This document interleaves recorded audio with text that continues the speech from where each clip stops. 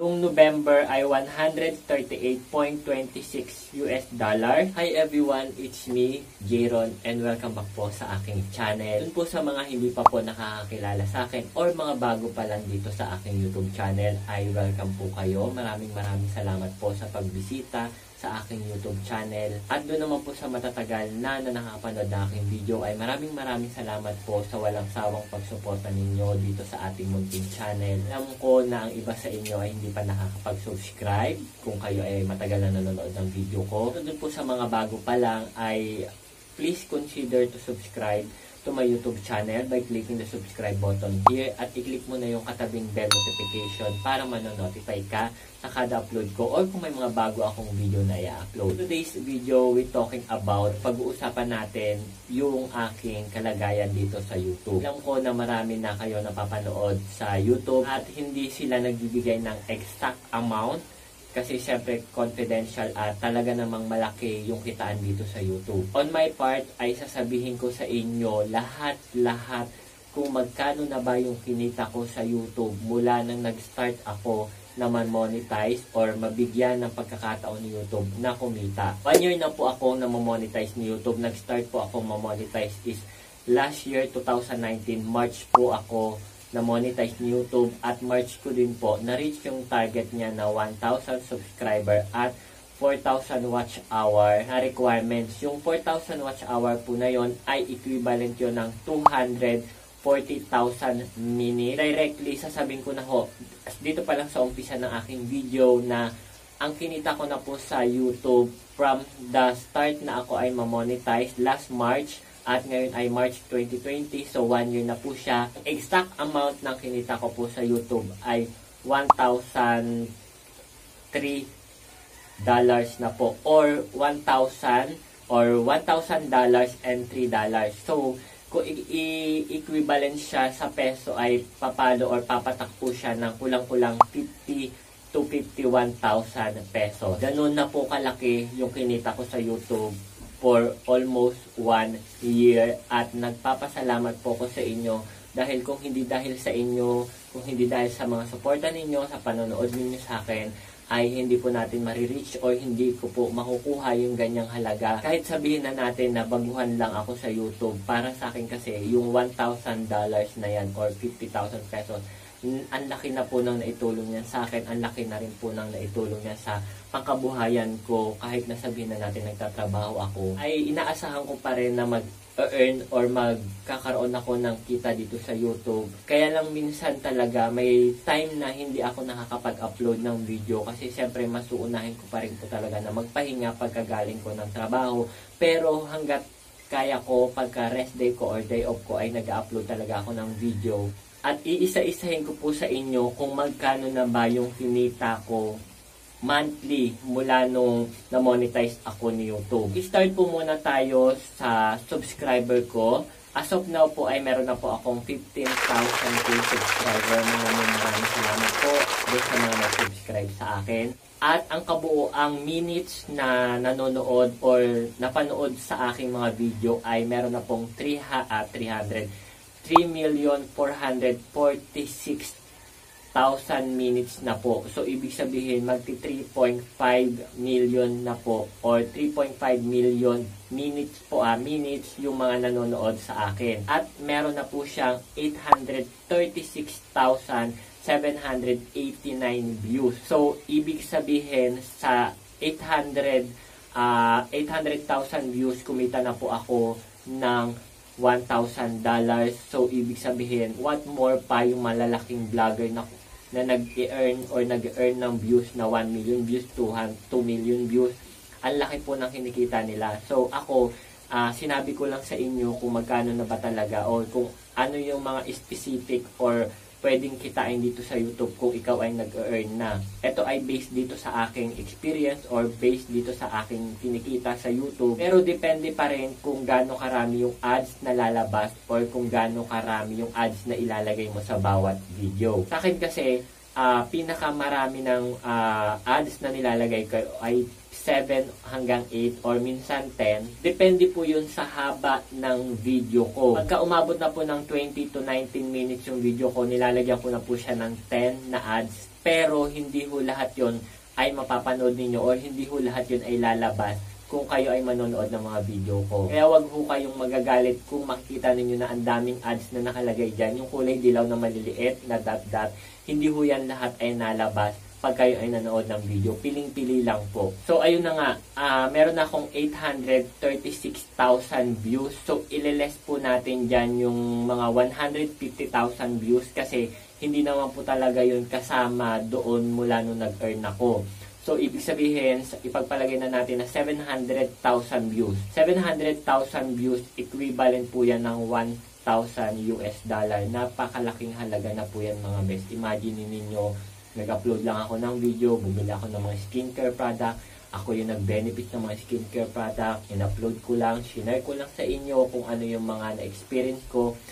Kumita pa ako, alam nyo, para sa akin, ang laki ng naiambag talaga ng YouTube sa buhay ko. Imagine ninyo yung pagbabago ng aking mukha sa YouTube. Kung mapapanood ninyo yung mga kauna-unahan ko mga video, grabe, ang itim ko doon, ang dami ko mga dark spot, sobrang oily ng face ko, talagang alam nyo yun, kasi hindi pa ako nag-earn ng pera noon at wala akong trabaho that time, wala akong pantusto sa mukha ko, kaya nung nagkatrabaho ako, pinili ko talagang bumili ng mga skincare product, lalong-lalo na nung kumikita ako sa YouTube. At nakita nyo naman yung transformation at pagbabago. Kayo na yung humusga. Panoorin nyo yung mga lumang video ko, makikita nyo doon yung aking pagmumukha na talaga ang laki ng improvement. Kaya nagpapasalamat ako kay YouTube. Bago tayo mag-iyakan dito ay sasabihin ko na sa inyo kung magkano ba yung kinita ko from March 2019 until March 2020.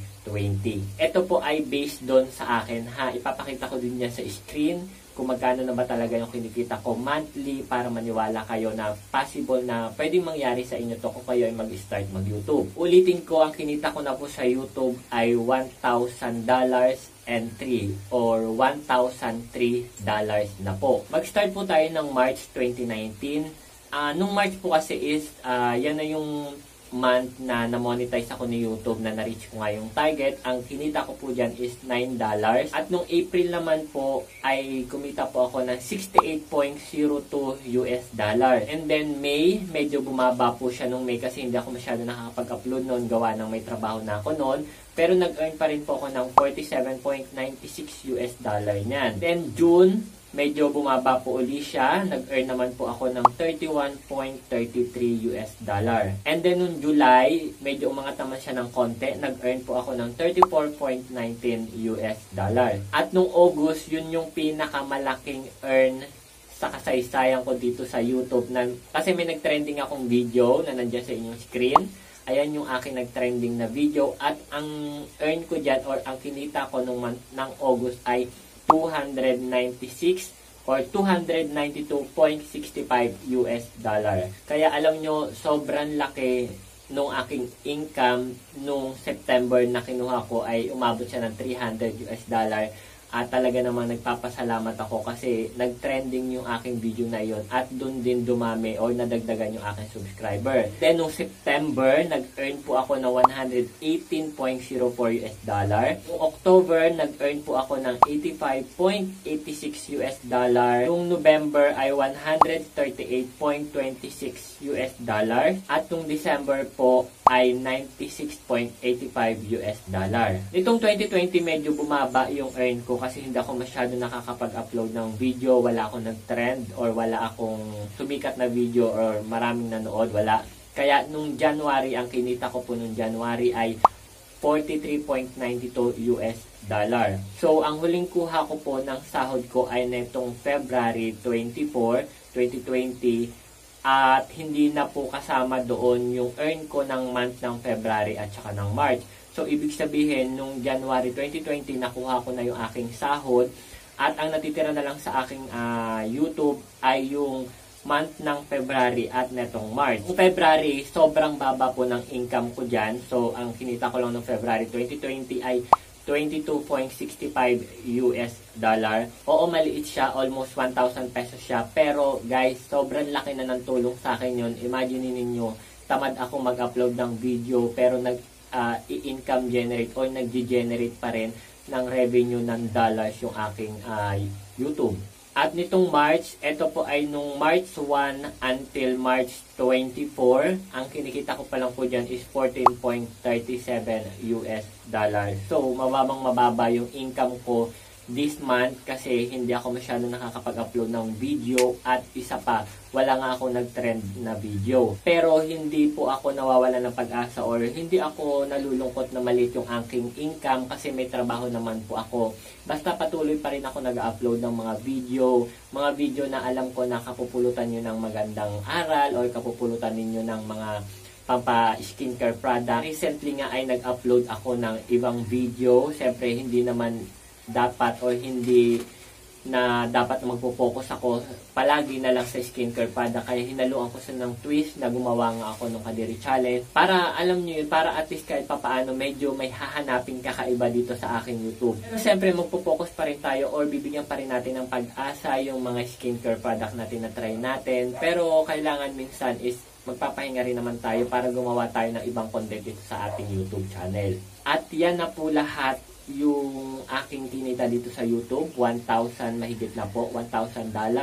At alam nyo, sana dumating yung time bago matapos yung taong 2020 ay mabili ko yung aking pinapangarap na vlogging camera kasi ang ginagamit ko lang po ngayon ay yung cellphone ko na Xiaomi at alam ko na darating yon sa tulong ninyo, kaya please maraming salamat doon po sa lahat ng walang sawang sumusuporta sa akin. Bago po natin tapusin itong video na ito ay papakita ko po sa inyo yung 3 Google AdSense pin ko po, ayan.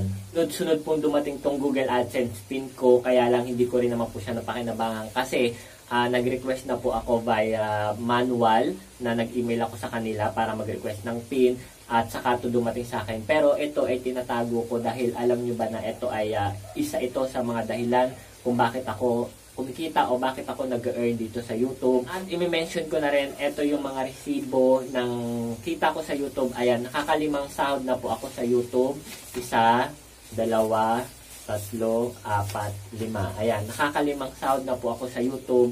At yung i-earn ko this month at sa mga darating pang month ay iipunin ko na po yan kasi yan na yung bala ko na ipambibili ko ng vlogging camera natin. At alam ko magtataka kayo, nasa na yung mga kinita ko sa YouTube, ano na ba yung mga nabili ko. Alam nyo, ang dami kong nabili nung kumita or nung kinuha ko na yung sahod ko sa YouTube sa Western Union. Yung ating ring light, nabili ko yan, almost 6,000 plus yan. Tapos yung mga ilaw na ginagamit ko dito, yung background ko, ayan, binili ko. Tapos yung kalahati ng bayad ng cellphone, dun ko kinuha sa YouTube. Tapos nakabili rin ako ng sapatos na worth 4,000 pesos. Yung Puma na kulay pula, nabili ko yan sa kapatid ko ng 4,000 pesos. At yung mga ginagamit ko sa aking katawan, yung mga skincare product na binili ko, yan po lahat ay nanggagaling sa YouTube sweldo ko. At siyempre, kahit papaano nakapagtabi na po ako ng pera sa bangko kahit maliit lang. At kumuha na rin po ako ng insurance. So, gusto ko i-secure yung sarili ko na habang kumikita dito sa YouTube, ay isi-secure ko na yung health ko na kaya kumuha po ako ng insurance na babayaran ko monthly. Yun po ay nagkakahalaga ng 3,300 pesos monthly na babayaran ko siya for 10 years. Yun talaga yun yung una kong ginawa na kumuha ko ng insurance nung nalaman ko na kumikita or nung kumita na ako sa YouTube, yun talaga yung pinarioritize ko. Kaya dun po sa mga gustong simulan ng YouTube, gustong simulan yung pagbablog, ang maisasuggest ko po sa inyo is mahabang pasensya, tiyagaan dahil napakahirap po ang mag-edit ng video. Aabutin kayo ng 3 hours dyan sa pag-edit. Ako, nag-edit po ako sa cellphone lang pero inaabot pa rin ako ng 3 oras sa pag-upload ng video lalo na ngayon na napakabagal ng internet. Kaya kung ako sa inyo, simulan nyo na yung pag-vlog, simulan nyo na ngayon na kasi hindi natin alam sa mga darating na panahon na baka maghigpit lalo si YouTube na ang kailangan mo nga talaga bago ka ma-monetize ay magkaroon ka ng 1,000 subscriber at kailangan mo ng 4,000 watch hour. Yung 4,000 watch hour talaga napakahirap mag-gain yan. Kung wala kang magtitrend na video, hindi mo mag-gain yung mga yan. Yung subscriber, ang unang-una talaga magsusubscribe sa'yo dyan ay yung mga kaibigan mo, mga kamag-anak mo, yung mga kasamahan mo sa trabaho, yan.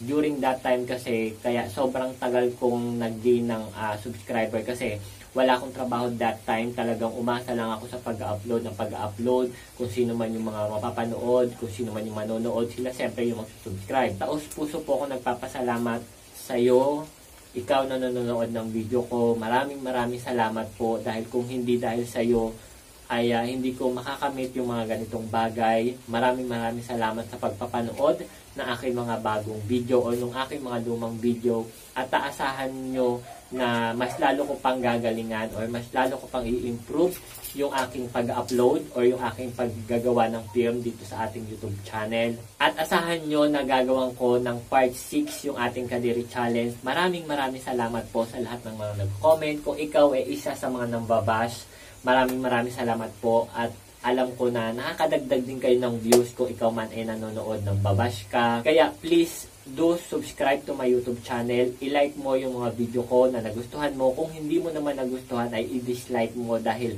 okay lang po sa akin yan. Again, maraming salamat po sa inyo. Ginawa ko tong video na ito para i-share ko nga sa inyo kung magkano na ba yung income generate ko dito sa YouTube. Again, maraming salamat po sa inyong pagpapanood ng aking mini story dito sa ating YouTube. At sana po ay nagustuhan nyo ito. Kung nagustuhan mo at gusto mo nang mag-vlog, simulan mo na ngayon na.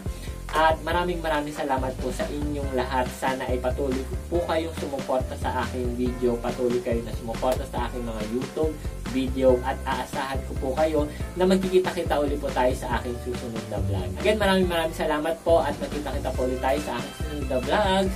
Bye! Maraming salamat po, and see you next time. Bye!